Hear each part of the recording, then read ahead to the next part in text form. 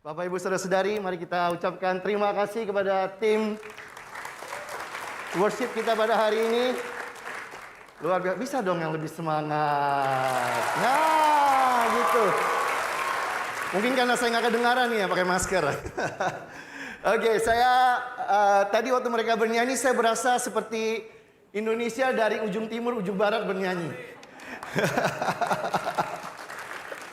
Ya, tadi ada brother kita Rudy ya dari suku kita Batak ya. Ada saudari kita Lisa dari etnis Tionghoa. Ada brother kita Beno dari Ambon Manise. Ya, ada sister kita Nela dari Papua dan juga ada brother kita Iman dari Nias. Jadi saya mau kita di sini semangat, kita adalah satu keluarga dengan segala latar belakang yang berbeda, tapi kita sama-sama belajar untuk bisa mencintai Tuhan. Ya, dan saya juga semangat bisa bertemu dengan saudara-saudari semua hari ini, Bapak Ibu yang saya kasihi.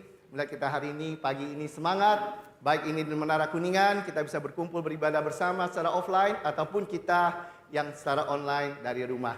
Saya berharap pagi ini kita semua bisa menikmati kebaikan Tuhan, kita bisa bertumbuh bersama lagi oleh firman Tuhan, dan kita semua juga bisa merasakan bagaimana Tuhan bekerja di dalam kehidupan kita semua.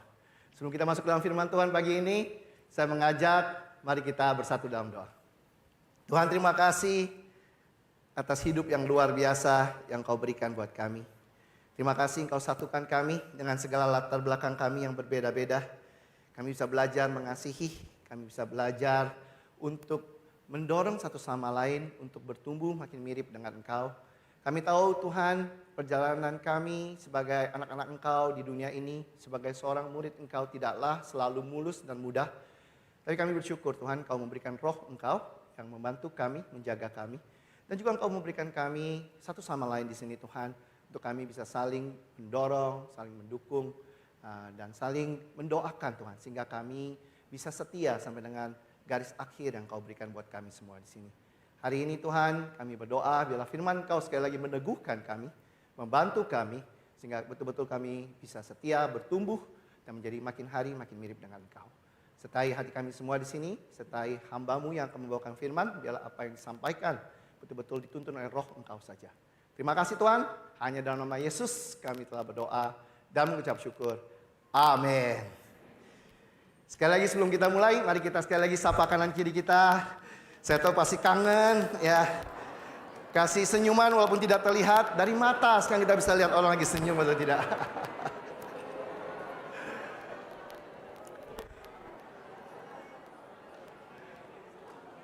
Oke. Seperti kita sudah tahu brother sister, Bapak Ibu yang saya kasihi, tema kita di bulan ini adalah Follow My Example. Yang diambil dari buku Korintus pasal 11 ya, buku surat Korintus pertama pasal 11 ayat yang pertama dikatakan, follow my example as I follow the example of Christ. Jadilah pengikutku sama seperti aku juga menjadi pengikut Kristus. Nah, seperti kita udah tahu menurut Kisah Para Rasul pasal 11 ayat 26, kita semua udah belajar dan kita sudah ketahui ketika seseorang mengambil keputusan atau menyebut dirinya seorang Kristen, sebenarnya menurut Alkitab berarti kita ini menjadi seorang murid Kristus. Ya, menjadi seorang pengikut Kristus. Yang artinya apa? Yang artinya kita ini harusnya mengalami perubahan-perubahan yang signifikan dalam kehidupan kita. Kita akan mengalami perubahan cara berpikir, mengalami perubahan sikap hati, perubahan kelakuan, perubahan daripada gaya hidup kita. Jadi Kristen itu atau menjadi seorang murid Kristus itu atau pengikut Kristus itu bukan cuma sekedar titel, ya, bukan cuma sekedar status, tapi betul-betul harusnya kita ini makin hari makin mirip dengan Kristus. Ya, kalau hari ini kita mengaku diri kita seorang pengikut Kristus, kita pemimpinnya adalah Kristus. Kita seorang murid Kristus yang berarti guru kita adalah Kristus. Berarti kita belajar dari Kristus. Harusnya hidup kita makin hari makin mirip dengan Dia. Dan ini adalah tema atau topik yang kita akan pelajari. Dan khususnya bulan ini kita belajar dari 1 Korintus bersama-sama. Nah, Sebelum saya masuk lebih dalam, sedikit latar belakang secara singkat. Surat Korintus ini, atau surat Korintus yang pertama ini ditulis, kita tahu, oleh Rasul Paulus. Dan ini ditulis dari kota Efesus, ya, kepada jemaat di Korintus. Nah, waktu itu kurang lebih tahun 55 sesudah Masehi, Paulus dalam perjalanan misinya yang ketiga, dia sedang lagi mau meninggalkan Efesus ke Makedonia waktu itu. Ini kita bisa pelajari lebih lanjut di Kisah Rasul pasal yang ke-16 ya, di ayat ke-5 sampai ke-8 nanti bisa pelajari di rumah. Dan kita tahu alasan kenapa Paulus menulis surat ini karena ada berita dari satu orang jemaat bernama Chloe ya, yang mengatakan bahwa jemaat Korintus sedang mengalami banyak hal. Yang terutama adalah mereka sedang mengalami yang namanya perpecahan atau perselisihan. Ya, dan tidak cuma itu saja, ya, mereka juga jatuh dalam banyak dosa. Ada juga yang jatuh dalam pencabulan, ada yang jatuh dalam kesombongan rohani, ada yang jatuh dalam keegoisan dan lain-lain dan lain-lain. Ditambah lagi Korintus ini adalah sebuah kota besar ya, atau kota yang sangat maju pada zaman itu dan menjadi pusat penyembahan daripada banyak dewa-dewi. Salah satunya kuil yang paling terkenal di kota Efesus adalah kuil daripada Dewi Aphrodite. Tentu saja hal ini jadi berpengaruh besar kepada kerohanian daripada jemaat di Korintus dengan banyaknya godaan dan tekanan yang ada pada saat itu. Nah, walaupun demikian, brother sister, kita tahu Paulus tidak membiarkan jemaat Korintus untuk menyerah, ya, tapi malah dia memberikan arahan dan semangat. Ya, bagaimana sebagai jemaat Tuhan pada saat itu dengan segala tekanan, godaan, dan pergumulan yang ada dalam jemaat pada saat itu, Paulus tetap memberikan semangat dan arahan untuk mereka bisa bertumbuh, mereka bisa setia, bahkan mereka menjadi terang pada zaman tersebut. Pergumulan dalam jemaat dan tekanan dari luar jemaat tidaklah harusnya menggoyahkan atau menghalangi mereka untuk makin hari makin mirip dengan Kristus ataupun menjadi terang. Jadi itu yang merupakan isi daripada surat Korintus yang pertama. Jadi apa sih arahan daripada Paulus kepada jemaat Korintus? Apa yang kita bisa belajar hari ini sebagai satu jemaat ya dari surat Korintus yang pertama ini, sehingga kita pun bisa hidup setia, kita bisa bertumbuh terus sebagai seorang murid Kristus, dan kita bisa menjadi terang dan makin hari makin mirip dengan Kristus. Walaupun tekanan dan godaan ada dalam kehidupan kita. Mari kita sama-sama pelajari mulai dari surat Korintus yang pertama dari pasal yang ke-10. Ayat yang pertama. Dikatakan di sana, aku mau supaya kamu mengetahui saudara-saudara bahwa nenek moyang kita semua berada di bawah perlindungan awan. Dan bahwa mereka semua telah melintasi laut. Dan untuk menjadi pengikut Musa, mereka semua telah dibaptis dalam awan dan dalam laut. Mereka semua makan makanan rohani yang sama, dan mereka semua minum minuman rohani yang sama. Sebab mereka minum dari batu karang rohani yang mengikuti mereka. Dan batu karang itu ialah Kristus. Sangat jelas ini Paulus mengingatkan dan mengajak jemaat Korintus untuk belajar daripada nenek moyang mereka, yaitu bangsa Israel sendiri. Dan melihat bagaimana Tuhan adalah Tuhan yang sangat mengasihi bangsa tersebut. Mengasihi nenek moyang mereka dan membantu membebaskan bangsa Israel dari perbudakan Mesir. Bagaimana Tuhan memberkati mereka, menjaga mereka, menyertai mereka. Tapi seperti mereka juga tahu, ya, jemaat Korintus juga tahu bahwa nenek moyang mereka, bangsa Israel, adalah bangsa yang tidak setia. Ya, bangsa yang tidak bisa menghargai kebaikan Tuhan. Dan ini yang terjadi berikutnya di ayat yang ke-5. Tetapi sungguh pun demikian, Allah tidak berkenan kepada sebagian besar dari mereka, karena mereka ditewaskan di padang gurun. Semuanya ini telah terjadi sebagai contoh bagi kita untuk memperingatkan kita. Supaya jangan kita menginginkan hal-hal yang jahat seperti yang telah mereka perbuat. Dan supaya jangan kita menjadi penyembah-penyembah berhala. Sama seperti beberapa orang dari mereka. Seperti ada yang tertulis. Maka duduklah bangsa itu untuk makan dan minum. Kemudian bangunlah mereka dan bersukaria. Kemudian dilanjutkan di ayat ke-8. Janganlah kita melakukan percabulan. Seperti yang dilakukan oleh beberapa orang dari mereka. Bukan semua orang ya. beberapa orang. Sehingga pada suatu hari telah tewas 23.000 orang. Dan janganlah kita mencobai Tuhan seperti yang dilakukan oleh beberapa orang dari mereka. Sekali lagi, beberapa orang. Sehingga mereka mati di pagut ular. Dan janganlah bersungut-sungut seperti yang dilakukan oleh beberapa orang dari mereka. Sehingga dibinasakan oleh malaikat maut.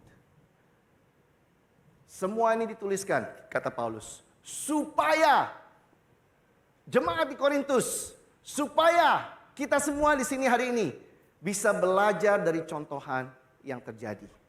Dari pengalaman yang dialami oleh jemaat Korintus. Tuhan begitu baik, tapi bangsa Israel memilih untuk hidup dalam dosa. Mereka tahu Tuhan baik, tapi Paulus mengingatkan, Tuhan juga adalah Tuhan yang tegas. Tuhan adalah Tuhan yang baik. Tapi Paulus juga mengingatkan, kita nggak bisa kompromi akan dosa. Bayangkan, jemaat Korintus yang sudah mengenal Tuhan, yang dipanggil oleh Tuhan, yang punya hidup baru dalam Tuhan, mereka tetap memilih untuk menyembah berhala, untuk bercabul, mencobai Tuhan, dan bahkan hidup bersungut-sungut di hadapan Tuhan. Tuhan harus mendisiplinkan bangsa Israel. Dan oleh karena itu banyak yang mati karena dosa-dosa mereka. Paulus mau jemaat Korintus untuk belajar dari kesalahan bangsa Israel di masa lalu dan bisa bertobat. Kemudian Paulus lanjutkan. Ini intinya. Semuanya ini telah menimpa mereka sebagai contoh dan dituliskan untuk menjadi peringatan bagi kita yang hidup pada waktu di mana zaman akhir telah tiba. Sebab itu siapa menyangka bahwa ia teguh berdiri, hati-hatilah supaya ia jangan jatuh. Siapa menyangka bahwa ia teguh berdiri, berhati-hatilah supaya ia jangan jatuh. Paulus tekankan bagaimana kesalahan bangsa Israel dituliskan agar jemaat Korintus dan kita semua hari ini bisa belajar dari kesalahan mereka, dari pengalaman mereka. Brother, sister, Bapak Ibu yang saya kasih, seringkali karena segala sesuatu berjalan baik-baik saja dalam kehidupan kita, seringkali karena kita merasakan kebaikan Tuhan, seringkali karena kita merasakan penyertaan Tuhan dalam hidup kita, kita bisa terbuai dan berpikir bahwa kita ini baik-baik saja, dan kita berpikir bahwa segala sesuatu mulus dan kita ini dalam kondisi kuat dan teguh. Kita bisa berpikir bahwa kita tidak akan menjadi lemah dan kita tidak akan jatuh. Kita tidak menjadi hati-hati dan akhirnya jatuh dalam kesalahan yang sama dengan bangsa Israel. Paulus mau jemaat di Korintus dan kita semua hari ini untuk tidak berasumsi. Amin. Tidak berasumsi, tidak menyangka-nyangka, tidak ngomong kayaknya gua oke. Tetapi Paulus ingin untuk kita semua di sini, termasuk jemaat Korintus, untuk bisa menyelidiki senantiasa, memeriksa senantiasa, melakukan evaluasi senantiasa daripada kondisi rohani kita, supaya kita tidak jatuh, supaya kita di sini bisa berjaga-jaga. Waktu kita lengah, waktu kita pikir semua berjalan dengan baik, disitulah biasanya kita akan jatuh. Saya bawa mobil termasuk saya suka bawa mobil cepat sebenarnya. Selama saya bawa mobil cepat, saya itu sangat berhati-hati bawanya sebenarnya. Ya, tetapi banyak kali saya mengalami kecelakaan itu bukan pada saat saya bawa mobil cepat. Kecelakaan yang saya alami rata-rata terjadi pada saat saya macet. Ya, pada saat saya lengah. Pada saat saya pikir lagi aman-aman aja. Tiba-tiba ya sambil ngobrol, tiba-tiba mobil saya nyelonong. Ya, nabrak kanan kiri. Nah, jadi pada saat saya lengah, saat itulah sebenarnya saya malah melakukan kesalahan. Nah, manusia itu cenderungnya seperti itu. Waktu kita berhati-hati, kita itu malah berjaga-jaga. Betul ya? Tetapi waktu kita lengah, disitulah kita biasanya akan melakukan kesalahan. Paulus sendiri tidak mau berasumsi tentang kondisi rohaninya. Dia gambarkan kehidupan rohaninya itu seperti sebuah pertandingan. Ya, di beberapa ayat sebelum pasal 10 ini, di pasal 9, ya, Paulus katakan demikian. Ini yang menarik. Ini Paulus sendiri loh. Ya, dia katakan gini, tiap-tiap orang yang turut mengambil bagian dalam pertandingan menguasai dirinya dalam segala hal. Mereka berbuat demikian untuk memperoleh suatu mahkota yang fana. Tapi kita memperoleh sesuatu mahkota yang abadi. Sebab itu aku tidak berlari tanpa tujuan dan aku bukan petinju yang sembarangan saja memukul. Tapi aku melatih tubuhku dan menguasai seluruhnya supaya sesudah memberitakan Injil kepada orang lain, jangan aku sendiri ditolak. Waktu saya baca ini saya bilang, wow, Paulus, seorang Paulus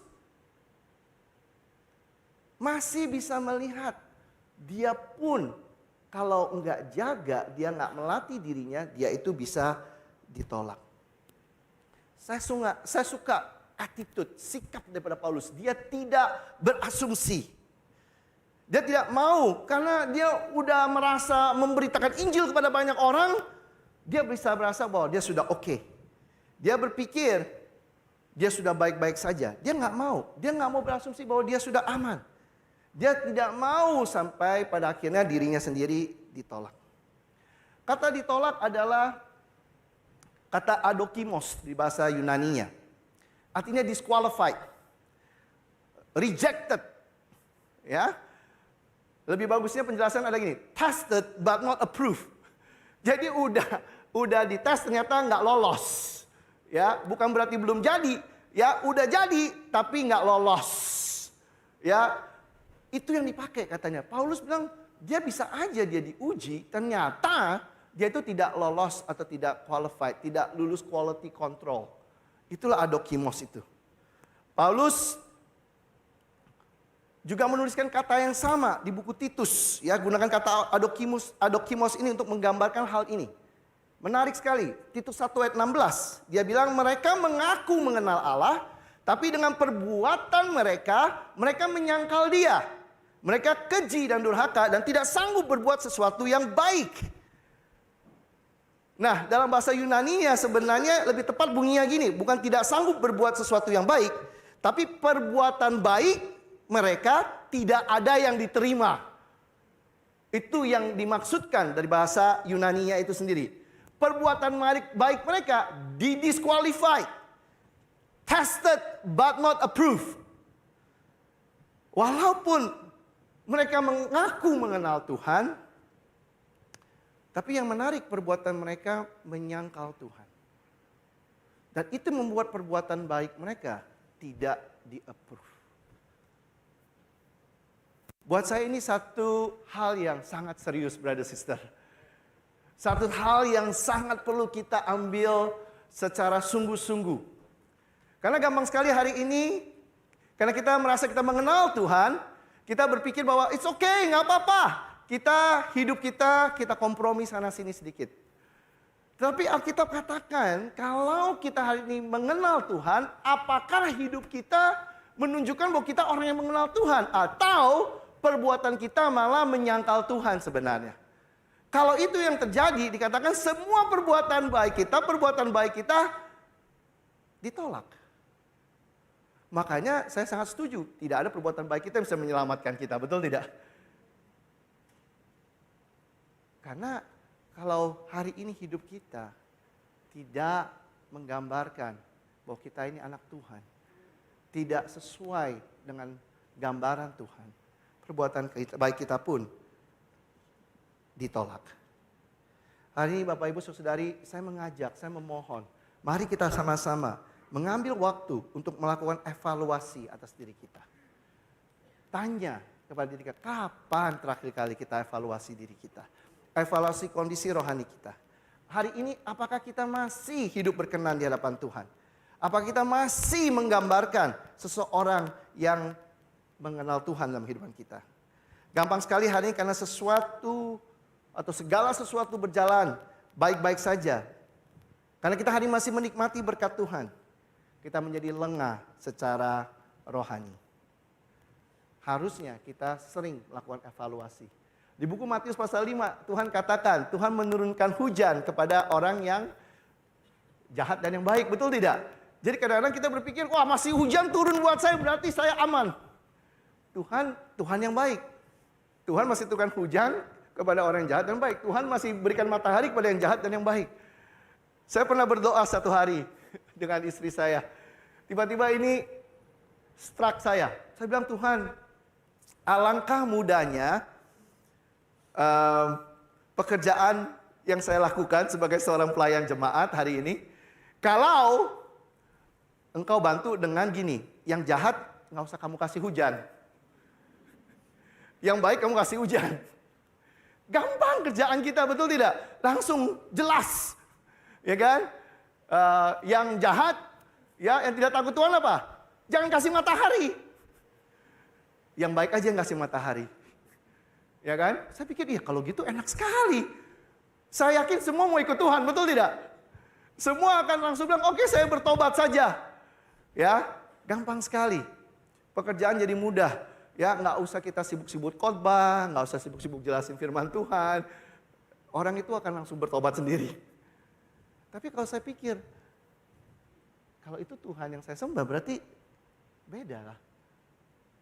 Saya bersyukur bahwa Tuhan kita tidak seperti itu. Amin. Tuhan kita Tuhan yang memberikan hujan dan matahari kepada yang jahat dan yang baik. Tapi hari ini kita jangan take it for granted. Jangan kita di sini pikir mentang-mentang Tuhan masih kasih yang dan kita boleh sembarangan. Tidak. Saya percaya kita perlu melakukan evaluasi sesering mungkin. Karena saya percaya evaluation turns assumption into assurance. Oke, saya percaya hari ini kalau kita melakukan evaluasi, kita memeriksa diri kita sering, kita bisa ubahkan asumsi kita menjadi sebuah kepastian. Kita bisa yakin ya selama kita hidup di dalam Tuhan. Dan saya sangat bersyukur selama 6 minggu dalam proses kita melakukan MCR sebagai satu jemaat, kita membuat membership commitment renewal.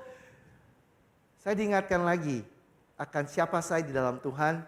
Saya diingatkan lagi bagaimana harusnya saya hidup dan mencerminkan apa atau siapa saya di dalam Tuhan. Saya diingatkan lagi untuk saya harus bisa melihat kehidupan saya yang lebih dalam seperti khotbah saudara kita Halem minggu lalu. We gotta look deeper ya ke hati saya, ke motivasi saya, sehingga saya tahu area mana yang saya harus perbaiki dalam Tuhan. Terus terang, menjadi seorang pendeta adalah satu pekerjaan yang berbahaya. Sangat berbahaya. Kenapa saya mau katakan ini? Karena kadang-kadang saya bisa asosiasikan pekerjaan saya dengan hidup saya. Jadi kadang saya bisa pikir, karena saya seorang pendeta berarti saya aman. There's no guarantee. Hari ini hati saya bisa mess up. Hidup saya bisa kacau. Pernikahan saya bisa hancur. Tapi karena saya masih pendeta, berarti saya pikir saya akan oke. Saya suka sikap daripada Paulus. Dia bilang, jangan gara-gara beritakan Injil kepada orang, akhirnya sendiri ditolak. Saya harus cek motivasi saya harus cek hati saya harus cek hidup saya. Saya harus bisa melihat area mana saya mulai kompromi. Hal-hal mana yang saya mulai hanyut. Hal apa yang saya harus bertobat. Kadang-kadang kita bisa berpikir, nggak apa-apa, udah yang penting gue melayani sebanyak mungkin berarti saya aman. Itu cara pikir saya dulu. Dulu saya pikir hidup saya kayak timbangan. Ya, selama saya banyak lakukan hal yang baik, saya boleh lakukan hal yang jahat. Atau hal yang tidak berkenan di depan Tuhan. Tidak demikian. Firman Tuhan bilang kita harus hidup kudus. Saya bersyukur ada kesempatan untuk melakukan evaluasi. Saya tidak mau berasumsi. Bukan karena Tuhan penuh dengan kasih karunia berarti saya boleh semau saya. Bukan begitu. Malah seharusnya kasih karunia Tuhan membuat saya semakin mau hidup benar di hadapan Tuhan. Brothers and sisters, Bapak Ibu yang saya kasihi, kapan terakhir kali kita ambil waktu berhenti sejenak, melakukan evaluasi, kita selidiki hidup kita di hadapan Tuhan. Kapan kita gunakan saat teduh kita, brothers and sisters, untuk menjadi cermin seperti yang dikatakan di buku Yakobus. Waktu kita baca firman Tuhan, kita kayak ngaca, kita kayak lihat, apa yang kita mesti perbaiki? Berapa banyak waktu kita habiskan di depan cermin setiap harinya, brother sisters? Berapa banyak waktu kita habiskan di depan firman Tuhan? Mana yang lebih banyak? Oh, kalau saudari memang begitu. Oh enggak, hari ini banyak saudara juga banyak depan cermin. Betul ya? Saya tidak masalah kalian mau pakai skincare, mau pakai hair care ya. Silakan. Ya, saya lihat hari ini banyak skincare malah buat cowok juga. Saya lihat iklan-iklan besar sekarang fotonya cowok semua skincare. Silakan kalau mau pakai skincare, saya nggak melarang. Ya, silakan. Ya, mau hair care, mau apa, silakan. Tapi saya mau tanya, berapa banyak waktu yang kita habiskan untuk heart care? Untuk spiritual care? Berapa banyak kita habiskan? Jangan sampai kita lebih banyak habiskan waktu untuk skincare, hair care, ya, atau car care. Beberapa ya suami di sini kalau udah sama mobil, pokoknya harus bisa buat kaca, nggak boleh disentuh. Kalau udah car care ya, wah, saya nggak tahu apa lagi yang lain. Apa care yang lain kalian lakukan? Tapi yang penting adalah heart care kita bagaimana. Spiritual care kita bagaimana. Kapan kita tanyakan ke orang-orang terdekat kita tentang hal yang kita perlu berubah? Coba tanya suami, tanya istri, tanya papi mami, tanya anak, tanya teman kerja. Apa sih yang saya harus berubah? Jangan kita asumsi di sini. Kita harus selalu pastikan hidup kita sesuai dengan pengharapan Tuhan. Kita selidiki, kita evaluasi, kita periksa kembali. Ini akan bisa menjaga kita untuk setia sampai dengan akhir. Amin Bapak Ibu. Yang kedua. Mari kita lanjutkan. Di ayat ke-13. Pencobaan-pencobaan yang kamu alami adalah pencobaan-pencobaan biasa. Yang tidak melebihi kekuatan manusia. Sebab Allah setia. Dan karena itu tidak akan membiarkan kamu dicobai melampaui kekuatanmu. Pada waktu kamu dicobai akan memberikan kepadamu jalan keluar. Sehingga kamu dapat menanggungnya. Mari kita berdiri sana. Paulus mengingatkan jemaat Korintus. Bahwa Tuhan tidak saja baik. Tapi Tuhan juga adalah Tuhan yang setia. Tuhan adalah Tuhan yang akan selalu sediakan jalan keluar. Ketika manusia mengalami pencobaan, godaan yang mereka harus hadapi. Selalu ada jalan keluar yang Tuhan sediakan. Oleh karena itu, mereka harusnya bisa menanggung apapun tekanan, apapun godaan, apapun pencobaan yang mereka harus hadapi. Selama mereka mau mencari jalan keluar yang Tuhan siapkan. Hari ini mereka bisa memilih untuk keluar, untuk tinggalkan, untuk menyelamatkan diri mereka. Mereka bisa evacuate, ya, melarikan diri daripada pencobaan tersebut melalui jalan keluar yang Tuhan sediakan. Kata yang dipakai adalah kata exbasis, ya. Ini bahasa Greeknya yang artinya apa? Way out, jalan keluar, exit, ya. Kalau boleh digambarkan, ya sama seperti pintu-pintu exit yang kita punya di gedung ini. Kalau ini 1, 2, ada di belakang sana, ada di atas sana, ada di belakang panggung. Jadi yang saya bersyukur waktu gedung ini didesain, sudah dipikirkan ya mana jalan keluarnya kalau terjadi bahaya. Betul ya? Terjadi gempa, terjadi kebakaran, kita tahu kemana kita mesti. Ada lambangnya, ada tandanya. Saya mau tanya hari ini, kalau terjadi sesuatu di gedung ini, kita pilih jalan mana?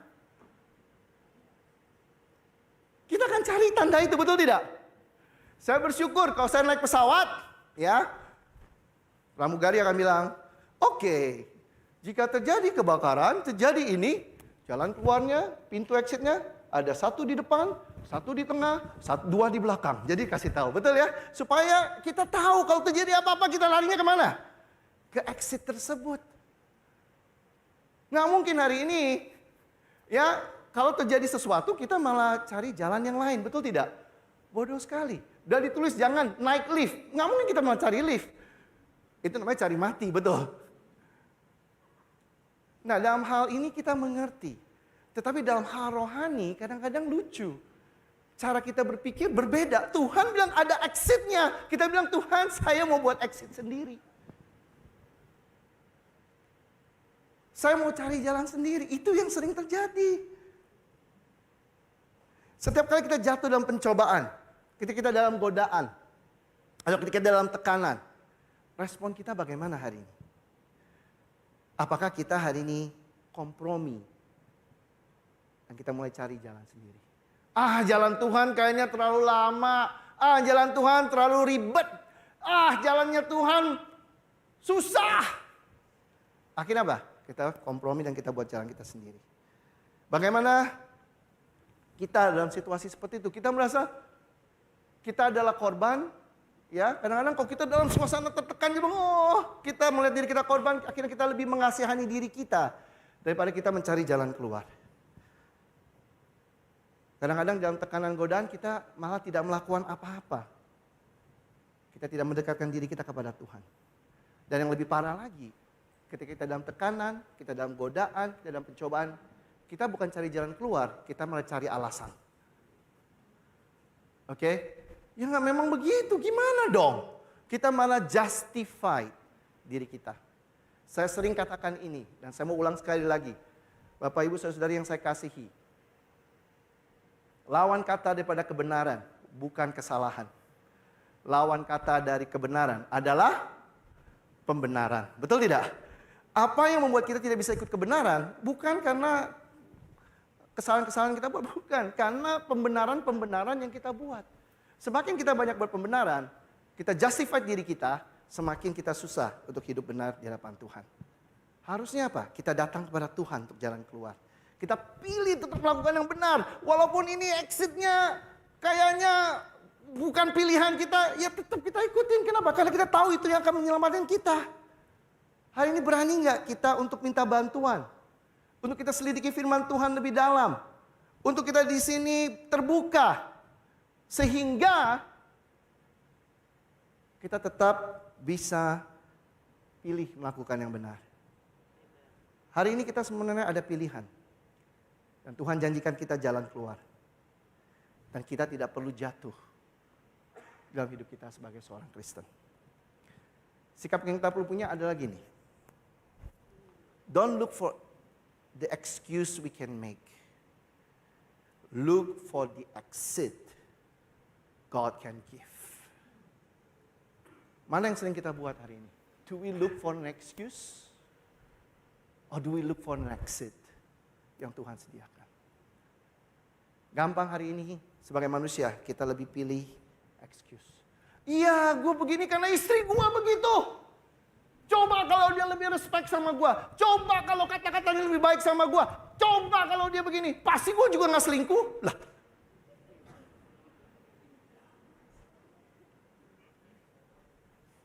Coba suami gue kasih duit lebih banyak. Coba suami gue begini. Coba suami gue gini. Gue juga pasti akan respect.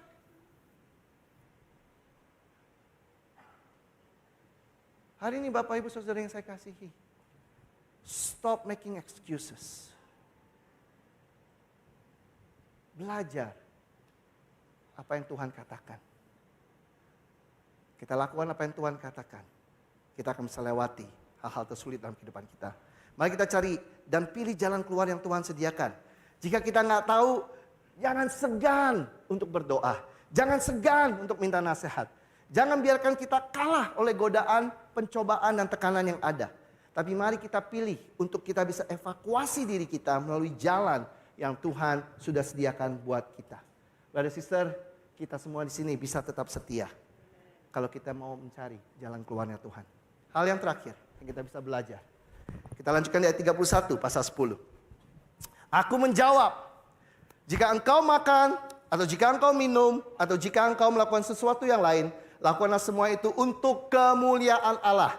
Janganlah kamu menimbulkan syak dalam hati orang, baik orang Yahudi atau orang Yunani, maupun jemaat Allah. Sama seperti aku juga berusaha menyenangkan hati semua orang dalam segala hal. Bukan untuk kepentingan diriku, tapi untuk kepentingan orang banyak, supaya mereka beroleh selamat. Di pasal 11 ayat 1-nya, ayat selanjutnya, dia bilang, jadilah pengikutku sama seperti juga aku menjadi pengikut Kristus. Bapak Ibu Saudara yang saya kasihi, Paulus tahu sebagai manusia, cenderungnya kita ini suka taruh diri kita, kepentingan diri kita di atas orang lain atau kepentingan orang lain. Kita nggak suka kalau haknya kita, kepentingan kita, kebebasan kita dibatasi oleh hati nurani orang lain. Paulus mengingatkan jemaat Korintus bahwa hidup mereka bukan lagi untuk mereka sendiri ketika mereka menjadi seorang pengikut Kristus, tetapi untuk kemuliaan Allah, ya seperti khotbah saudara kita hal minggu lalu, dan untuk kepentingan orang banyak, sehingga lebih banyak orang lagi yang bisa beroleh selamat. Paulus sendiri, dia mau menjadi contohan, dia mau menjadi teladan di dalam hal ini. Kalau kita pelajari lagi, nggak ada waktu kita hari ini, kita silahkan baca buku Korintus, makanya sangat menarik. Kita akan jadi tahu konteksnya secara keseluruhan. Di 1 Korintus pasal 9, satu pasal sebelum pasal 10 ini. Ya, Paulus menunjukkan bagaimana dia rela berkorban. Dia rela mengorbankan apa yang menjadi haknya, kepentingannya, demi memenangkan lebih banyak orang. Dia sendiri belajar dan meneladani Yesus,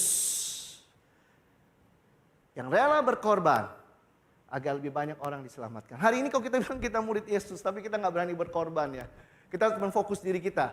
Apa miripnya sih sama Yesus? Saya juga bingung. Karena Yesus rela berkorban untuk kita semua di sini. Betul ya? Jadi kalau kita hari ini seorang murid Yesus, pengikut Yesus, harusnya kita juga punya attitude yang sama. Seperti yang Paulus katakan tadi. Dia bilang apa yang membuat dia rela untuk meninggalkan haknya, meninggalkan kepentingannya, karena dia mencontohi Yesus. Dia sendiri belajar dan melalui Yesus yang rela berkorban agar manusia bisa diselamatkan. Dia mengajak jemaat Korintus untuk belajar, untuk mencontohi, untuk meneladani, untuk emulate, ya, diri dia seperti dia sendiri meneladani Yesus. Kita bisa lihat, ini ada di semua surat-surat Paulus. Begitu banyak ayat yang Paulus katakan seperti ini.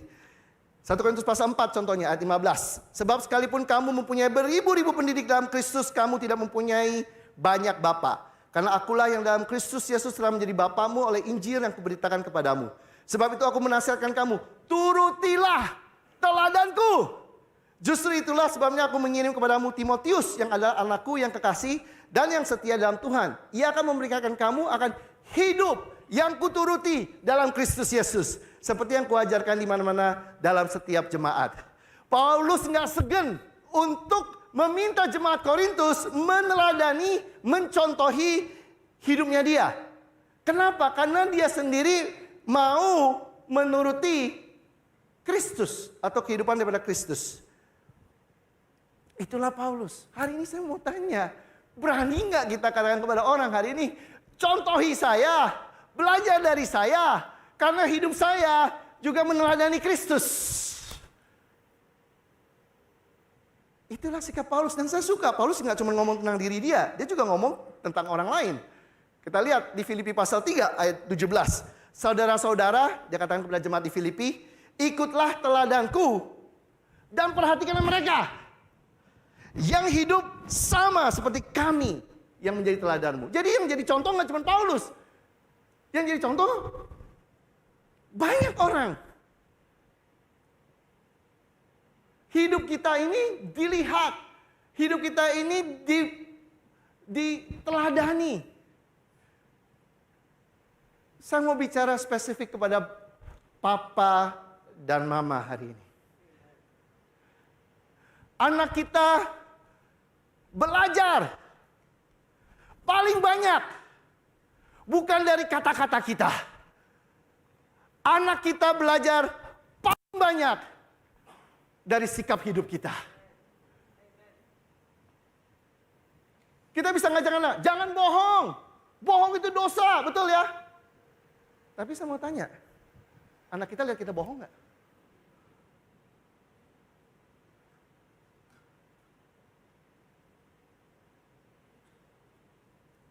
Wah, kita harus ada waktu dengan Tuhan. Anak kita lihat kita ada waktu dengan Tuhan nggak? Anak kita tidak melihat apa yang kita katakan. Anak kita mencontohi hidup kita. Kadang-kadang kita bingung, kenapa ya? Aku udah ngajarin dia untuk tidak ini, udah ngajarin dia gini, udah ngajarin dia gini. Kenapa masih begini? Bukan apa yang kamu ajarkan. Apa yang kamu hidupi. Amin.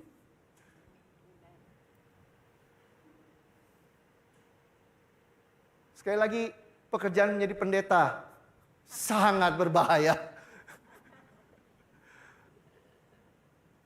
Anak saya lihat saya khotbah.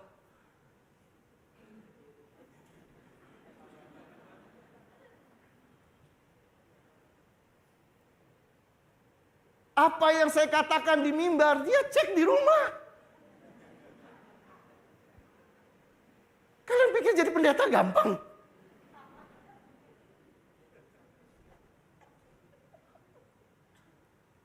Tidak mudah. Hari ini bukan rahasia umum lagi. Banyak anak pendeta yang akhirnya tidak percaya Tuhan. Banyak anak pendeta yang pahit sama Tuhan. Bukan rahasia umum lagi, saya ketemu ngobrol sama orang-orang yang hari ini memutuskan tidak mau percaya Tuhan. Kenapa? Karena dia lihat papa mama tiap hari ngomong Tuhan. Papa mama tiap hari ngomong doa. Papa mama tiap hari, wah kalau quote ayat jago sekali. Hafal ayatnya. Dari buku Kejadian sampai buku Wahyu pun tahu. Tetapi apa? Hidupnya berantem terus papa mama. Gak pernah ada waktu buat saya. Gak bisa dengerin saya. Waduh, saya lihat berapa banyak anak yang pahit. Pahit sekali, saya lihat itu tiap kali saya takut sendiri. Anak saya akan kayak gitu gak ya?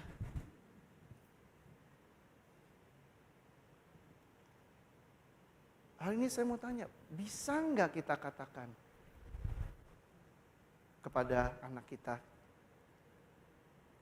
brother sister kita, keluarga kita, ikuti saya, seperti saya mengikuti Kristus. Ayat berikutnya, Paulus juga tekankan lagi. Sebab kamu sendiri tahu bagaimana kamu harus mengikuti teladan kami.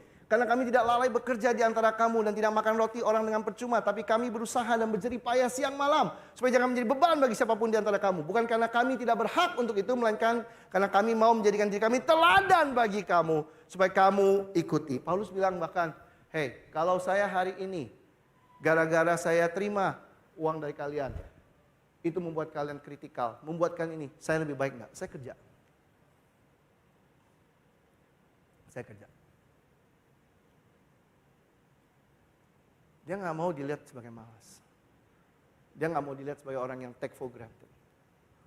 Hari ini saya mau tanya, kita datang ke gereja, kita memberi, kita melayani, hidup kita jadi inspirasi nggak buat orang? Hidup kita jadi contoh nggak?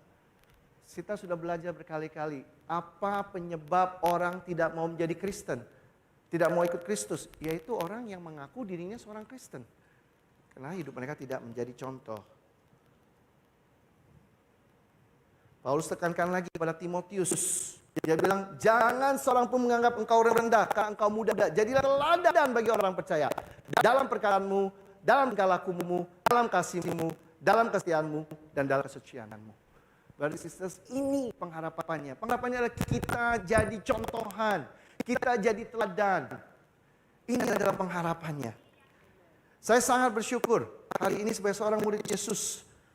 Tuhan menempatkan saya di dalam satu keluarga rohani yang luar biasa seperti ini.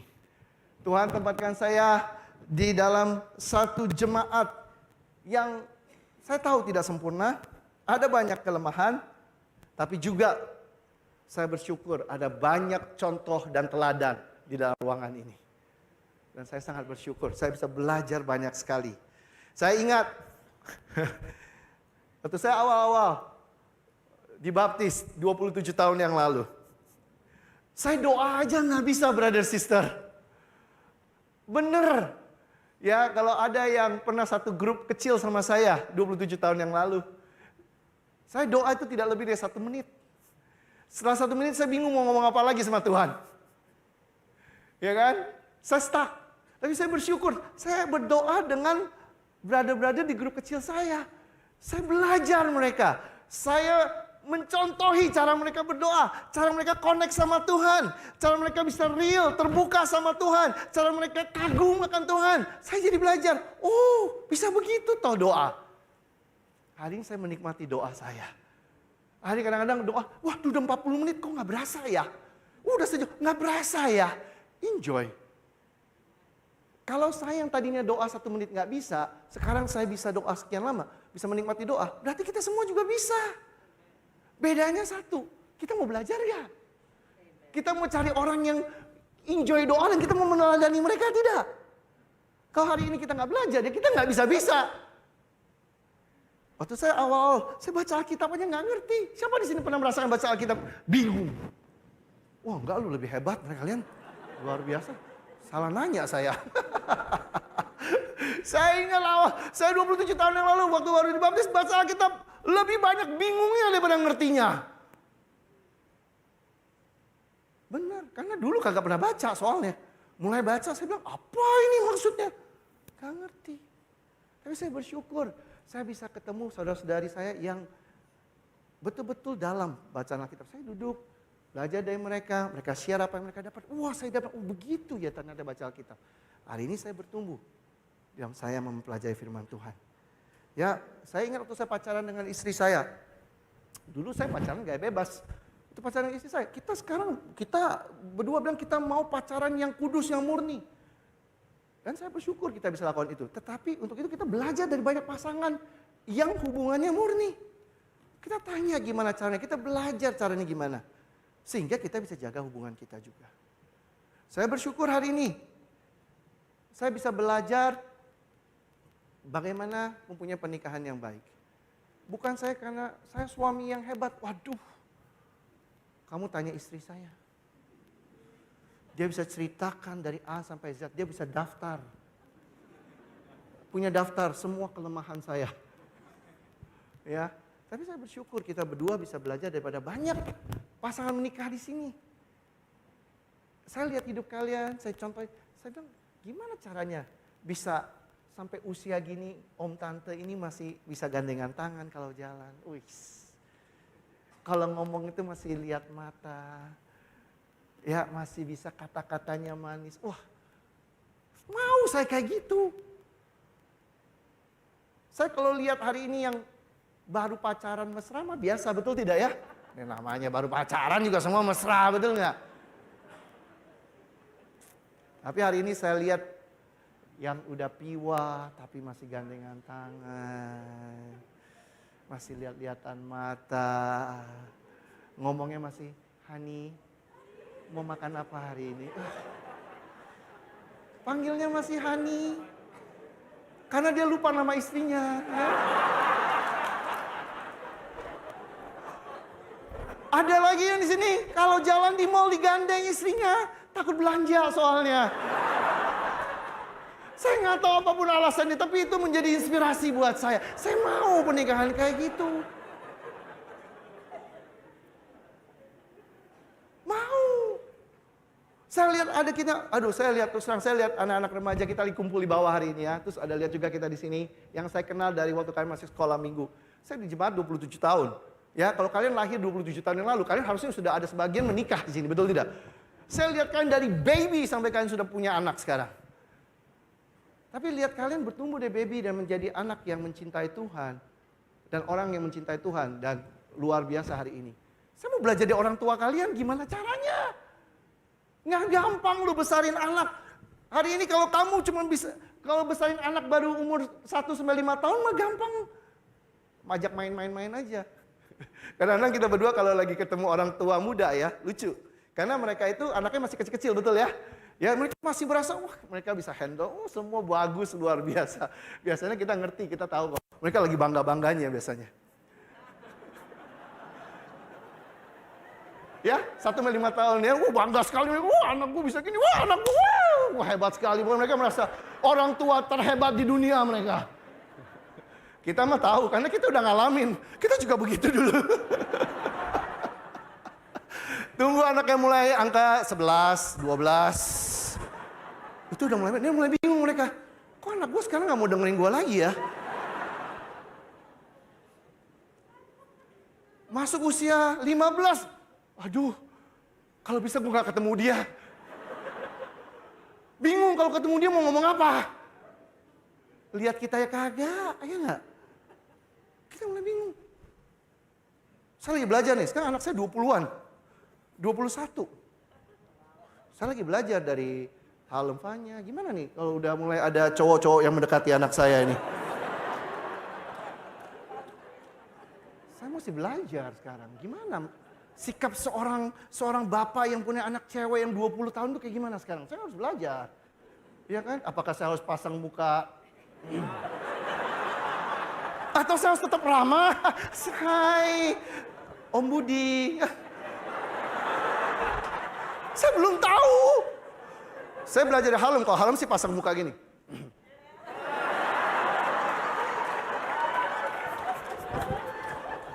Saya lagi perhatikan gerak-gerik kalau Halem sama Jeffrey kayak gimana. Saya lagi perhatiin. Oh gitu, saya lagi belajar. Apa yang mesti di ngomongin, kapan ngomongnya, nadanya, tatapannya. Tenang, saya belajar, oke? Saya belajar dari kita semua juga di sini ya, anak-anak yang sudah mulai ini. Kita harus belajar terus, brother sister, dan kita bersyukur kita dalam satu keluarga seperti ini, amin. Saya mau katakan gini, rugi nggak belajar? Rugi. Kita punya begitu banyak contohan di sini yang bagus-bagus, kita nggak belajar, rugi. Kenapa kita nggak bertumbuh hari ini? Paulus katakan karena kita nggak meneladani satu sama lain. Kalau kita di sini punya kesulitan berkorban, belajar dari orang yang baik. Aduh, soal pengorbanan grup ini, jemaat ini luar biasa. Brother sister di sini menusuk hati saya. Saya pikir saya banyak berkorban. Lihat kalian, saya bilang pengorbanan saya tidak ada apa-apanya. Tepuk tangan dulu buat kalian. Luar biasa. Kalau kalian sampai hari ini masih sulit memberi, karena kita nggak mau belajar. Kita nggak meneladani. Saya hari ini melihat brother sister kita bisa dekat ya satu sama lain dengan segala perbedaan kita punya. Saya belajar dulu, saya orangnya nggak bisa. Saya orangnya sombong. Saya orangnya kaku. Saya hanya mau berteman dengan orang-orang tertentu.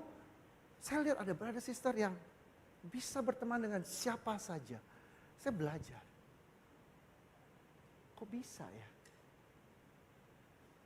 Kita belajar gak? Karena itu yang Tuhan mau kita bertumbuh. Pertanyaannya siapa yang kita teladani hari ini? Siapa yang menjadi contohan kita?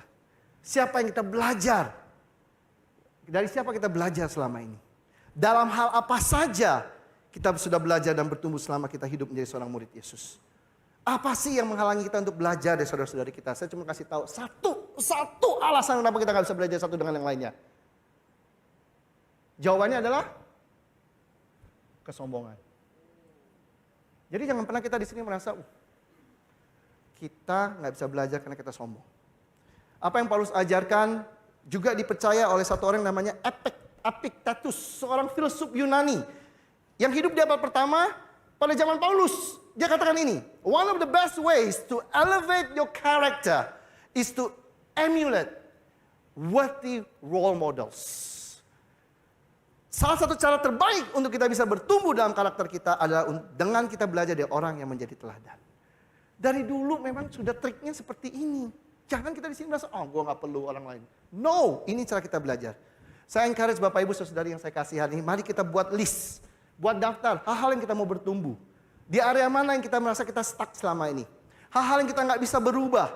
Baik itu pernikahan kita, parenting kita, disiplin keuangan kita, komunikasi kita, area memberi kita, hubungan kita dengan Tuhan, apa saja yang kita merasa kita tidak bertumbuh selama ini, jangan biarkan tidak bertumbuh. Saya mengajak mulai hari ini, buat daftar itu. Cari orang dalam jemaat, siapa yang kita bisa teladani. Belajar dari mereka. Saya percaya, apapun kelemahan kita, apapun keterbatasan kita, kita bisa atasi. Saya bukan orang yang romantis, belajar dari suami-suami yang romantis. Amin. Saya istri yang gak bisa lemah lembut. Belajar dari banyak istri-istri yang lemah lembut di sini. Saya nggak ngerti parenting parenting saya parah dari orang tua saya. Belajar dari yang parenting.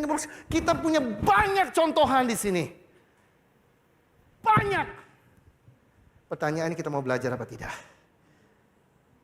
Kita harus punya sikap yang mau mencontohi, mau rendah hati, mau emulate satu dengan yang lainnya, supaya kita makin hari makin mirip dengan Kristus. Bapak Ibu Saudara yang kasihi, melalui sebagian kecil surat Korintus yang pertama ini, kita bisa belajar dari Paulus bagaimana sebagai seorang murid Yesus kita bisa bersetia, kita bisa bertumbuh dan menjadi terang dalam tekanan dan godaan yang ada di dunia ini. No excuse untuk kita tidak bisa menjadi terang. Mari kita senantiasa di sini ambil waktu untuk melakukan evaluasi atas kondisi rohani kita. Jangan kita asumsi, jangan kita berpikir karena hidup kita baik-baik saja berarti kerohanian kita baik-baik saja.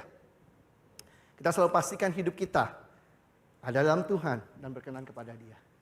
Yang kedua, mari kita selalu percaya bahwa Tuhan kita adalah Tuhan yang setia, yang selalu berikan jalan keluar di dalam setiap tekanan, godaan yang akan kita hadapi.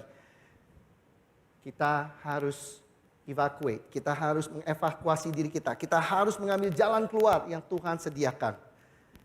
Dan kita semua di sini bisa hidup sebagai pemenang. Yang terakhir, mari kita di sini belajar dari satu dengan yang lainnya. Kita emulate satu dengan yang lainnya, brother sister kita di sini yang menjadi teladan. Sehingga makin hari kita makin bisa mirip dengan Kristus. Sebagai seorang murid Yesus, sesuai dengan nama kita.